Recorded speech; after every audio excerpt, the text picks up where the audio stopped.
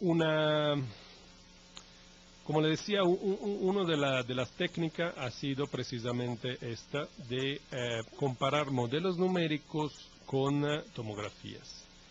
Esto, por ejemplo, es un caso. El GEMLAB, que son las primeras dos imágenes arriba, es un modelo numérico,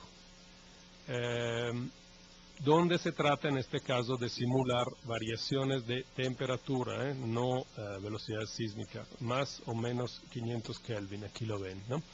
Y en este caso es la estructura del manto a 1100 kilómetros, estructura térmica, y a 2000 kilómetros de profundidad. Y las otras dos son dos modelos tomográficos, donde aquí, fíjense bien, se trata de variaciones porcentuales de velocidad de onda sísmica. O sea, estamos comparando cosas distintas, aunque se relacionan una con la otra. Y bueno, lo que en general ha sido relativamente fácil de simular con los modelos numéricos son precisamente las anomalías relacionadas a la subducción. Digo, no es que sea así muy igual lo que vemos aquí, pero bueno, por lo menos se ve esto, ¿no? Que hay anomalías positivas de velocidad sísmica donde hay temperatura más fría en correspondencia a la zona de subducción, porque evidentemente aquí en este modelo se utilizaron la historia de la tectónica de placas como condición inicial, pero lo que no se logra efectivamente simular es los superswell, por ejemplo, las anomalías negativas de velocidad sísmica, o sea, zona de mayor calor, probablemente porque este modelo, no sé, por ejemplo, es una simulación de los últimos 150 o 200 millones de años, y esta cuestión de los superswell está relacionada un poco con la pregunta que decía Lina, ¿no? ¿Por qué se generan? Y también pensamos cuánto tiempo se necesitan para generarse. A lo mejor son rasgos que se generan después de 1000 millones de años, ¿no? Entonces, en un modelo que corre solamente 150 millones de años, obviamente en un día o dos, ¿no? No se logra asimular estos rasgos. Es un artículo del 98 en Science, ha salido más cosas de estas, ¿no? Sí, lo que les decía es esto, una de las condiciones iniciales que siempre se ponen en los modelos es esta. ¿Cuál es la posición de las trincheras, de la zona de subducción durante los últimos, en este caso es 110 millones de años, ¿no? Entonces aquí ven claramente, esta es la edad de la trinchera en el tiempo con respecto a un manto fijo. Entonces se ve clarísimamente que ha habido una subducción en los últimos 110 millones de años, más o menos norte-sur, por debajo de las Américas, y que incluso ha habido una migración hacia el oeste de la trinchera y de la zona de subducción. Por eso que ahorita las anomalías de los SDAB las vemos aquí, ¿no? En la parte oriental de las Américas. La otra es esta, la zona de subducción aquí de la Tetis, y en tiempo un poco más reciente, durante todo el terciario, otra más o menos norte-sur por debajo del Pacífico Occidental. Entonces, estas son, en los últimos 100 millones de años, 110, son las grandes zonas donde se ha metido material más frío, que entonces han controlado de alguna forma la estructura térmica, la estructura composicional del manto superior. Ese es otro intento del Nintendo. Arriba es una tomografía de ondas S a una profundidad de 1500 kilómetros, y abajo es un modelo numérico a la misma profundidad. Otra vez lo que se ve es lo siguiente, o sea que se simula muy bien, bueno, ese es el modelo numérico, lo de abajo. Se simula muy bien la zona de subducción, pero no se simulan muy bien las anomalías calientes de densidad tipo superswell, etc. ¿Cómo se juega con esos modelos? O sea, ¿cuáles son las asunciones, ¿no?, que se hacen?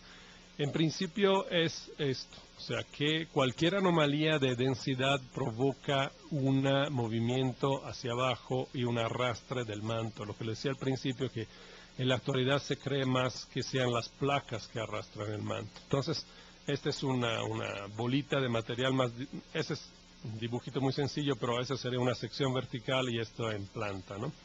Entonces, metemos una anomalía de densidad, esta se hunde y al hacer esto arrastra arrastra en este caso las placas arriba, pero también arrastra el manto. Y vista en plano, cualquier anomalía de densidad, o sea, cualquier cosa que se hunde, es obvio que va arrastrando todo lo que está alrededor, ¿sí? Y bueno, entonces evidentemente se usan algoritmos distintos, depende de la areología que se usa para el manto, normalmente son controlados por la viscosidad, etcétera. O sea, no esa viscosidad constante, evidentemente, porque eso sería muy sencillo, etcétera. Una conclusión de estos modelos numéricos, bueno, ese es un artículo bastante famoso de Reviews of Geophysics de 98 de Lithgow, Bertelloni y Richards, es que la contribución principal, según ellos, según este modelo, ha sido la del manto inferior, que alrededor de, bueno, a través del tiempo, aquí están simulando todo el terciario, ¿no? De 64 millones de años al presente, y esto es el porcentaje de contribución de las anomalías con respecto a la convección. Es como decir, ¿dónde están las anomalías que contribuyen más a la convección del manto?